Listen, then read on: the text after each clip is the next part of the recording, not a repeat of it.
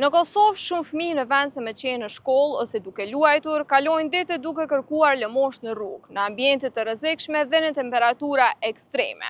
Ndoshta është bërë normale ta kthejmë kokën anash, të injorojmë dhe të heshtim kur hasim raste të tilla, por me mosveprim është duke u vullos faktit që këtyre fëmijëve është duke u marrë fëmiria nga dora. Përveç qytetarëve të rëndam që kalojnë pranë tyre pa u ndalur, çdo ditë kalojnë edhe krerët e shtetit me eskorta të veturave zyrtare, deputet, policë, prokuror, të gjitha ata që ua kanë përbarq këtyre fëmijëve që të sigurojnë një jetë më të mirë se kaq.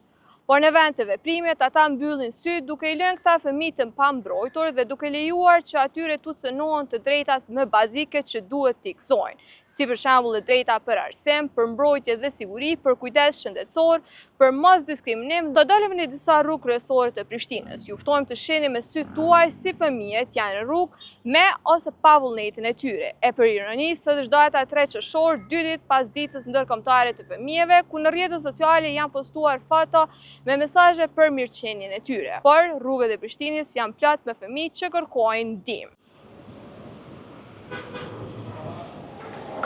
Temperaturat ishin rreth 30 gradë Celsius. Asfalti nxehtë, ajri i rënd e shumë pak hije për t'u strehuar. Disa qëndronin pranë semaforeve duke ecur mes makinave që nxitanin.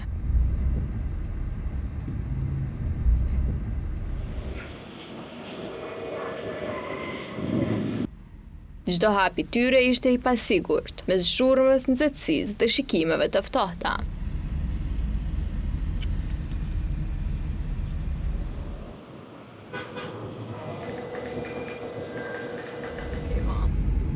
I pam teksa përpiqeshin të afroheshin me kujdes, shpesh të përzën, herë të injoruar e herë të tallur nga kalimtarët. Disa ishin vetëm, të tjerët në grupe. Kishte lodhje në sytë e tyre. Jo ajo lodhje pas loje, por një lodhje që nuk i takon moshës së tyre. Ishte një ditë e nxehtë, por për ta, kjo ishte vetëm një ditë tjetër si shumë të tjera.